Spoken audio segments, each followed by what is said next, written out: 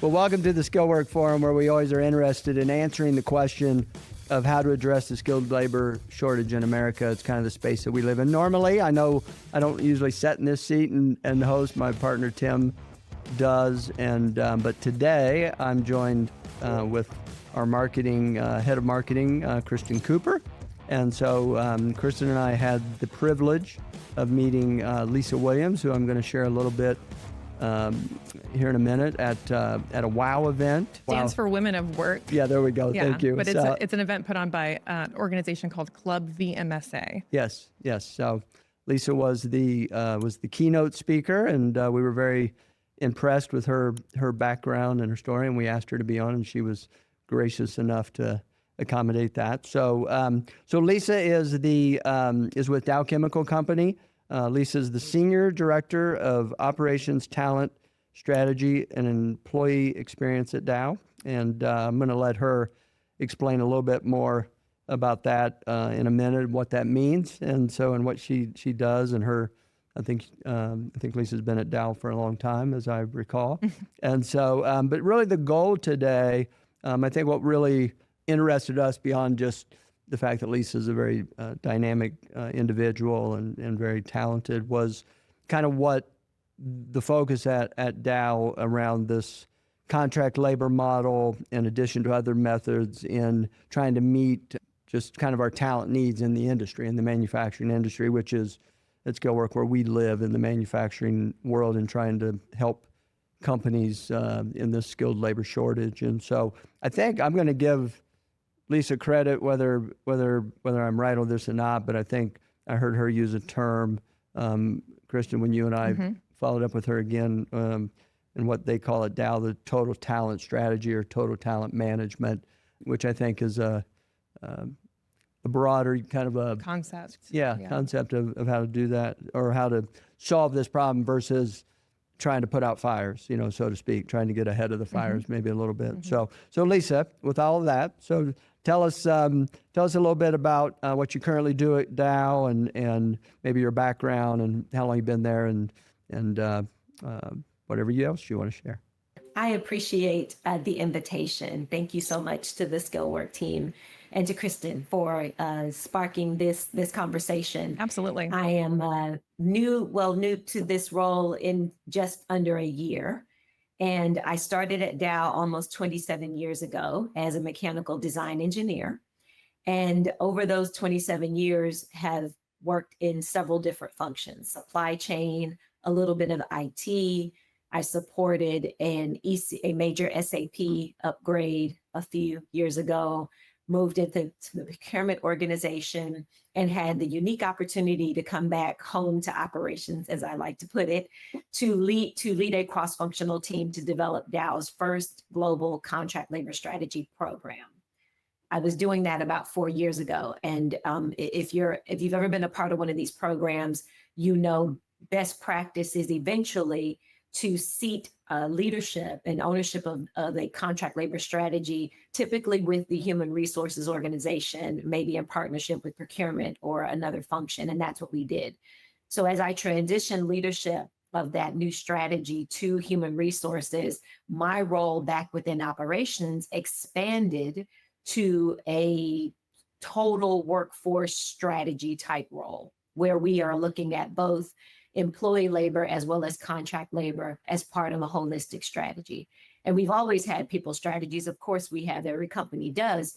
But in this day and time, in the climate we live in, and with the fast change that's happening in our external labor markets, we have to approach this solutioning much more holistically to get a more robust strategy and approach that is much more responsive to the economic changes we continue to see, as well as the skill and labor changes we see in the workforce.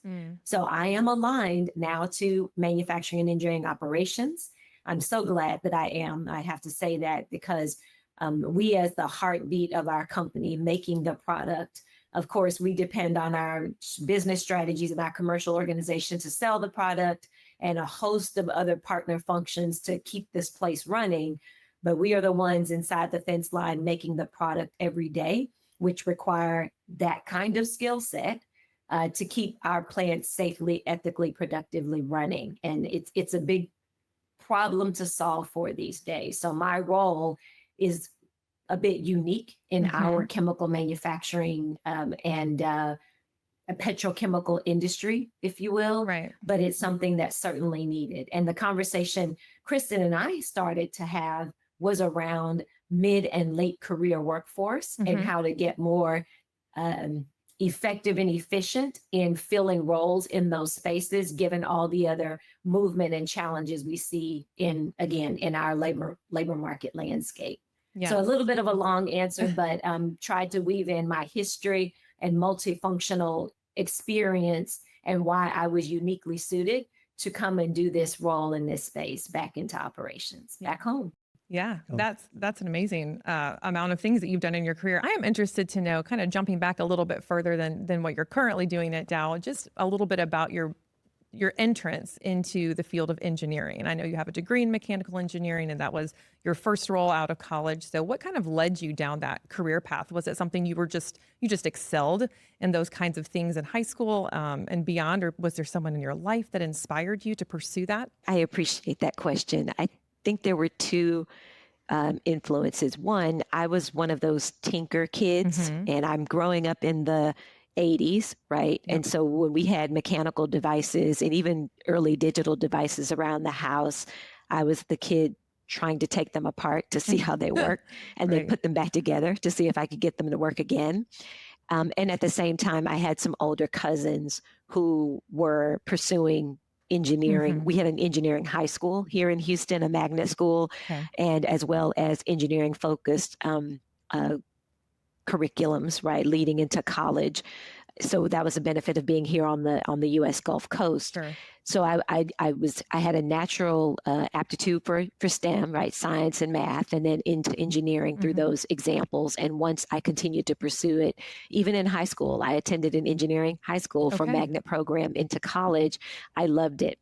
However, by my junior year in college, I knew that engineering would not be the only profession I would ever have.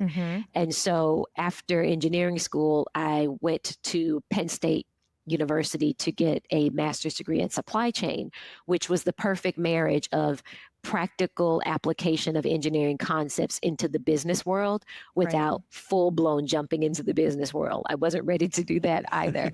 And it was one of the best decisions I was very fortunate to make in my early life, with a lot of good mentoring and coaching from people that I trusted to pursue that, because it was that foundation that allowed me to have such a varying career path in Dow. Right. And of course, Dow being the company it is, and allowing employees like myself to create those untraditional career paths that, as you become a later career, are very, very valuable to the company because you've seen so many different aspects. Right. But I've always wanted to come home. I tell people I am always an engineer at heart. The way I approach my life is often quite logical and organized. But the one thing I love about engineering is that it has historically been the discipline, the degree that teaches you how to think, how to break problems down.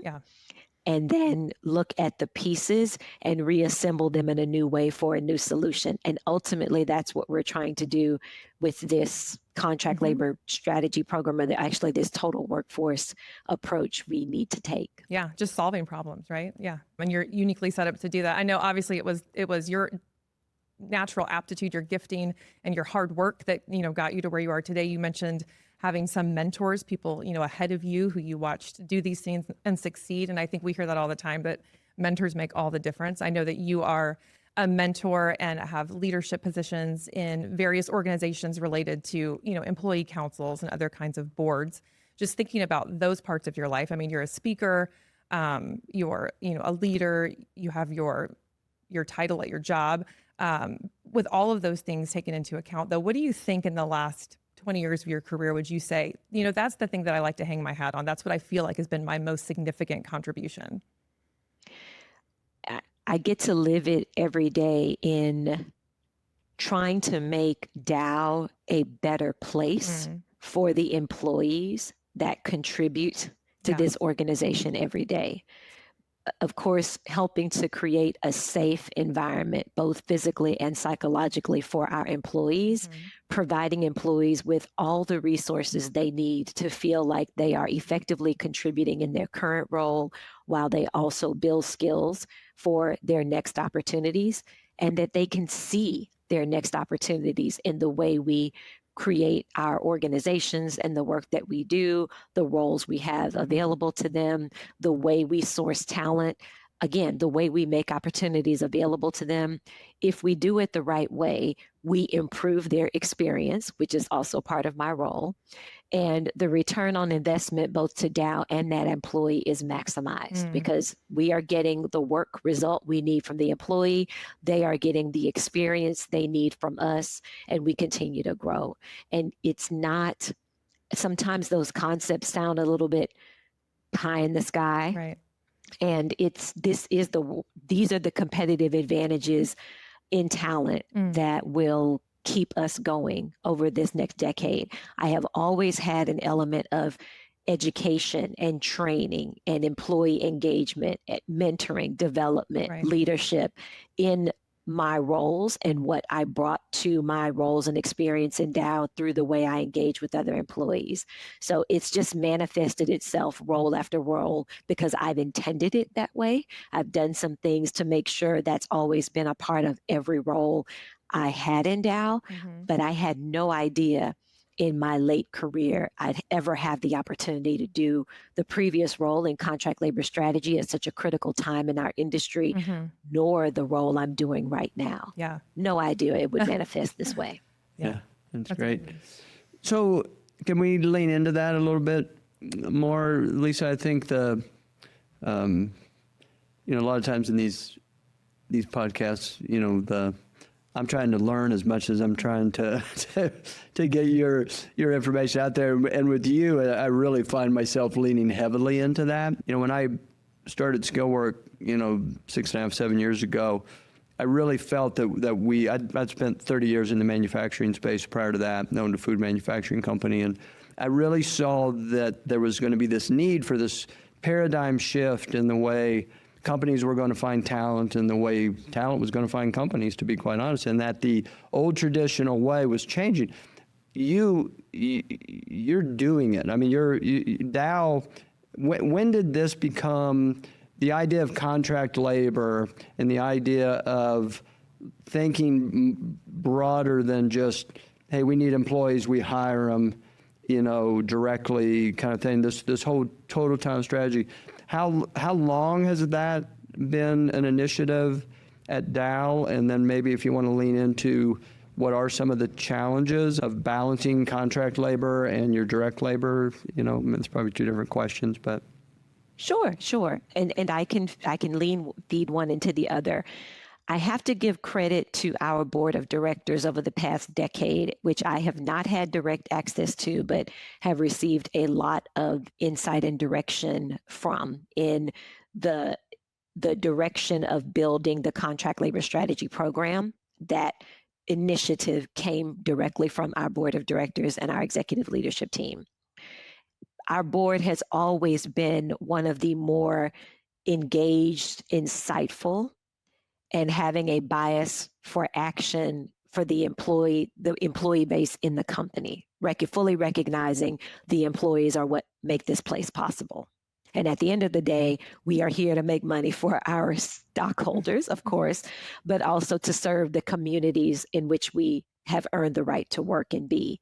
So our leadership has been quite innovative in understanding our workforce and attempting to manage it through these changing shifts in labor markets for decades. And in the past 10 years, our board of directors has made quite a few proactive moves in trying to understand and plan for our total workforce. It was about in 2020 where the board decided, and perhaps it was insight post-pandemic, lots of labor market changes happening, but they decided we needed a full corporate approach to total workforce strategy that also included contract labor, because we'd been doing it for our employees, right, since the beginning of Dow time. And it was that realization and the decision to create a team that would be a cross-functional team that would be fully dedicated to solving for this and developing the new strategic approach to consider total workforce in the future of everything we did. So if I had to, my interpretation of when that moment happened, it was probably in 2020 as a mixture of all the other things happening in our world at that time. And as soon as we could catch a breath in 2021, our leadership said, we've got to be better about this. And of course, I'm sure many companies had the same observation, but the difference is, were they able to put it into action? And we are still working through. This is a true paradigm shift that will take us years to fully embrace and accomplish, but the journey has more than started. And that's what's important, I think, especially in 2025. Is the skilled labor shortage hurting your company's bottom line? Skillwork is the premier staffing agency focusing exclusively on skilled labor. Our team of highly skilled workers augments your existing teams for elevated impact and decreased downtime. Partnering with hundreds of facilities in more than 30 states, we deploy our traveling industrial technicians to work for you on a contract basis. Our philosophy is simple: to honor God in all we do, bring respect back to the skilled trades, and positively impact those around us. For more information on how Skillwork can deliver the top labor talent you need, visit skillwork.com or call us at 402-447-7058. Call us today to see how Skillwork can work for you. If I remember, and correct me if I'm way off on this number, I think in a previous conversation that Kristen and I had with you, I want to say that your contract labor to your direct labor is a pretty high percentage. It's like 50-50 or 40-60 or something. Is that roughly? Mm-hmm. It fluctuates in those ranges, which is pretty standard across our industry. Yep. And so then maybe some of the unique challenges that you're dealing with at the facility level and how they manage those two different groups. And balance. Yeah, that balance. Mm-hmm. So that balance has been a part of our DNA again for decades. And we fully integrate our contract labor physically right at our sites and into the work that's being done. We put a lot of effort in doing that so that as the work is being executed, whether it's employee or contract labor, there is definitely a mutual understanding of the value and the collaboration we both have to provide to one another. So that dynamic has been there and has worked very well for decades. The challenge we have really is finding the skilled worker and the talent to meet what is happening again across our industry. The last 30 or 40 years of the way we've executed work in the face of needing to change the way we work now and going forward, whether that means technology and digital enablement, whether that means just the profile of workers coming to us and their differing experiences changing the way we need to redesign and execute work going forward. And then the realization there is some work we've been doing that has just become part of our habit for the last 20 years that really is no longer relevant in our organization. But you've got to have the right expertise and time available to that expertise to even critically look at that work and find ways to extract it without being disruptive. This is the equivalent of walking, chewing gum, scratching your head, and hopping on one foot all at the same time. And guess what? We have to learn how to do that. Yeah, that's really good. Yeah, I think that the challenges, like some of the ones you pointed out, are evident, are understandable when you have a portion of your workforce that's contract versus the permanent employee. But what would you say to someone like for example, we talk to manufacturers all the time, every day, people that work with us. Some are completely bought into the idea that they might need to augment their workforce with some contract employees, and others are more resistant to that. They're just skeptical of it. Can you see in your experience any clear-cut benefits, though, or what are some of the clear-cut benefits to using to having a portion of your workforce being the contract labor? Are there things that are in some ways easier, like employee attraction, retention, building training programs? Any ways that we can kind of encourage people to give that a try? My recommendation, because the contract labor strategy a company has truly needs to be unique for their needs. However, the first step in that process is having a philosophy of how your company is going to most cost effectively address the work that needs to be done, and then move into a conversation about what is the best workforce composition to do that work. If you don't first start with your business strategy and the objectives you are trying to meet and how that work translates into your workforce, anything you do after that will be attempting to solve for workforce challenges in pockets. Because only when you understand the purpose of your workforce and the most strategic way for you to accomplish to get the work done, can you rationalize what portion of this work is most critical for my direct employee base to fulfill? And how does the rest of the work that can be filled by contract labor? Well, there are different types of contract labor. Right. There are different levers of contract labor. So now you need to make sure the work that you are rationalizing to the contract labor pool appropriately gets rationalized to the contract labor subsegments. And you must have an approach, a strategy in your organization that allows you to revisit this holistic approach periodically over time. And in a world where, 10 years ago, we could revisit these total workforce strategies once every 10 or 15 years, that is no longer the case. These workforce strategies have to be reviewed every 2 to 3 years. And we have no control over that. This is in response to the world we now live in. Right. Yeah. I think we were talking about, you mentioned the one of the biggest challenges is finding the skills you need, the level of skills that you need. And we all know that there is a critical shortage of skilled trades workers in the country. And it seems to be something that's growing, and we can expect it to grow if we don't all work together to come up with solutions to this problem. I think, based on what we've been talking with you about today and the innovative things that you're doing at Dow, I think this idea of total talent management could be one of the things that works towards solving the skills trade shortage. Do you see that as well? I know we always talk about it's not just one thing; it's a combination of things. But I think it sounds hopeful. What is your take on that? I agree. A total workforce strategy allows you to see where in your organization your skills trade composition may be strong and weak. And in the places where you are strong, are you physically or virtually able to redeploy those skills in the strong space to a weaker space? And if not, what initial investment do you need to make locally or even virtually locally to reinforce the skills that you need? Most manufacturing companies have apprenticeship programs. We have one as well.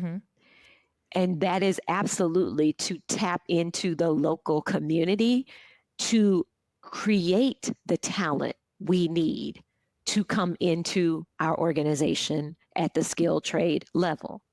It is very intentional. However, when even our efforts there are not yielding the talent we need for the very beginning of our talent value stream, this is where we have to get more creative, because our investment in the last 20, 30 years in an apprenticeship program in a certain pocket of one of our communities, in the last 4 or 5 years, maybe we're not seeing the talent that used to come in, that we used to depend on and could comfortably depend on to come into that space.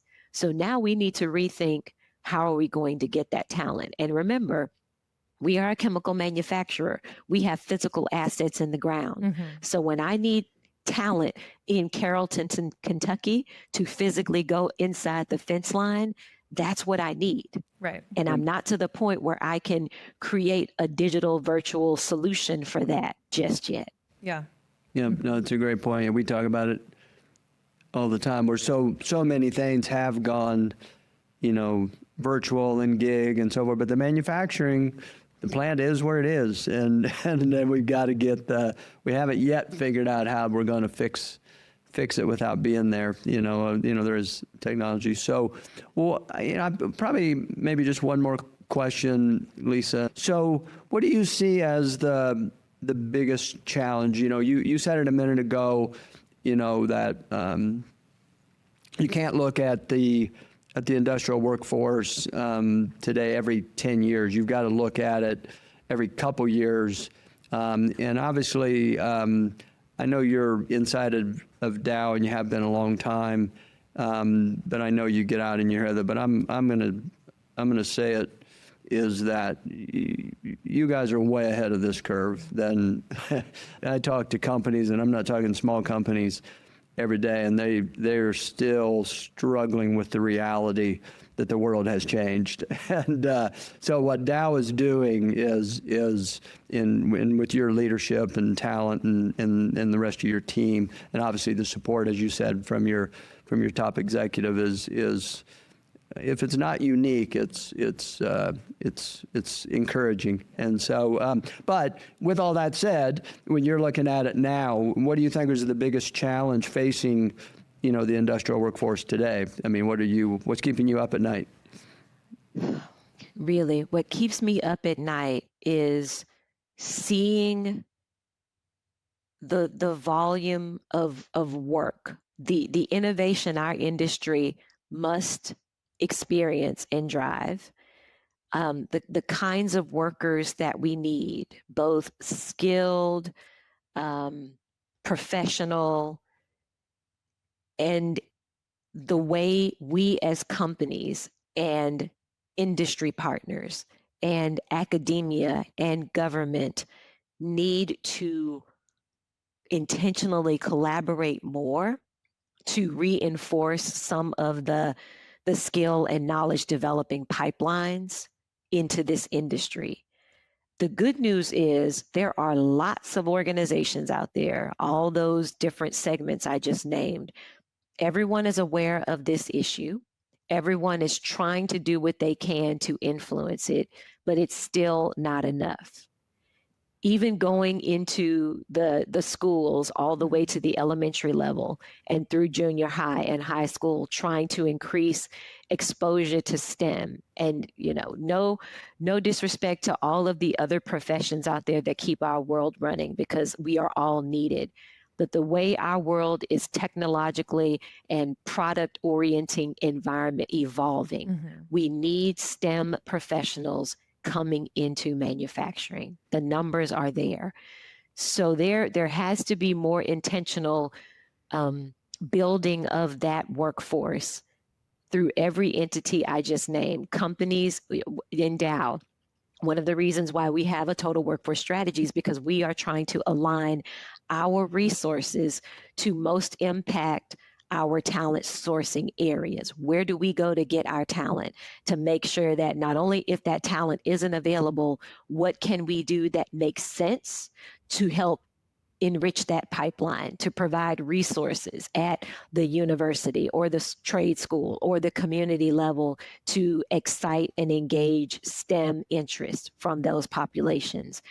It's not an easy answer, Right. but we have to be more intentional in connecting and collaborating to influence our workforce of today and the future. I would say, to sum all that up, we must be very intentional about the resources we commit to talent and making sure that the talent strategies we put in place are now and forward influencing, forward reaching, beyond forward thinking, forward doing. They must be. If your organization is not doing that, I highly encourage you to stop and rethink. And then when we use our resources and our influence to go back into the community, whether that's, again, academia, government, trade schools, you name it, community, it's a focused strategic effort to develop and inspire and grow the talent we need, and then creating a meaningful pipeline for them to come to our companies or into our industry. Those things have to get clearer and more intentional and more streamlined.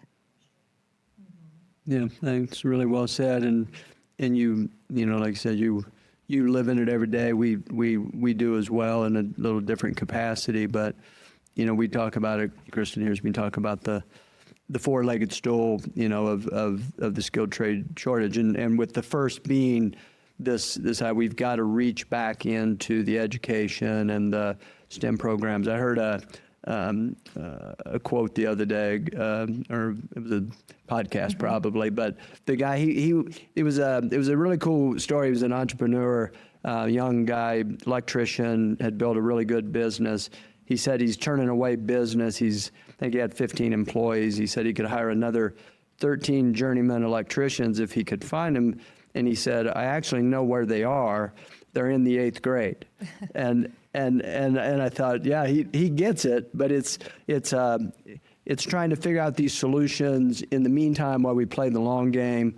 And you got to play the long game. We tell companies all the time, you know, we can get you the talent today, but if you're not also working on the talent of tomorrow, you know, that we need to be doing it all together. So, and to chime in, I think I would add, and I remember Kristen and I had this conversation because skill work, right? Yep. And when I'm thinking of skill work right now, I'm thinking about the late career employees who have built up years of skills and experience that are, maybe they used to choose to retire, but maybe now in 2025 and going forward, retirement looks like something different.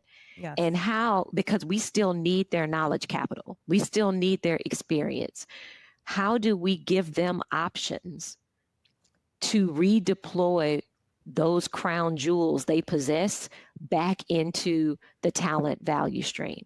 yeah, Right, in a way that works for them, but still something that we need so much. And to the example of the gentleman who's an electrician and owns his company and sees, you know, his next workforce in the 8th grade, he's an entrepreneur. So we can't put the burden on him to go all the way to the middle schools and try to build that talent pipeline. There are existing academic and government infrastructures, and even, you know, when I think about the city of Houston, where I'm located, and all of the community and Chamber of Commerce development work that goes here, that work has to coalesce in a way that 8th grade talent pool becomes aware of a future in electrical engineering or electrical technician and being an entrepreneur and opening your own business. And the first day you decide to do that, after you get maybe 5, 8, 10 years of experience, you'll have 20 others waiting at your door to come and work in your organization.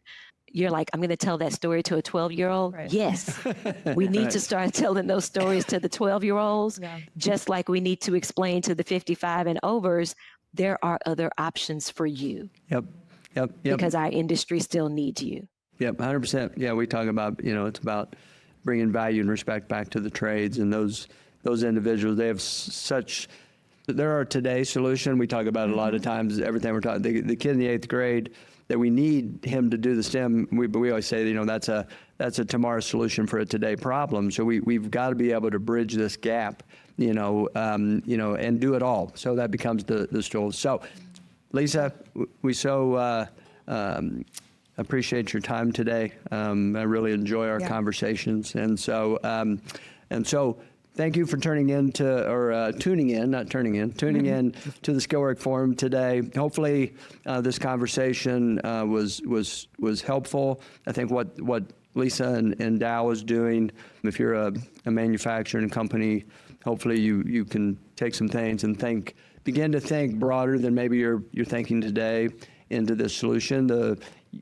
The old way that we did this isn't coming back, and so you're going to have to come up with new solutions. So if you like what we're putting out there, go to the platforms, like what we're doing. And Kristen, thank you for joining me today. My pleasure. This episode comes out. You can always find our episodes on our website as well, www.skillwork.com. Yes, you can tell Kristen's in marketing because I would have blown right past all of that. And so, but everything she said, and thank you so much. And Lisa, thank you again. Yeah. And so thank you to everybody and have a great day.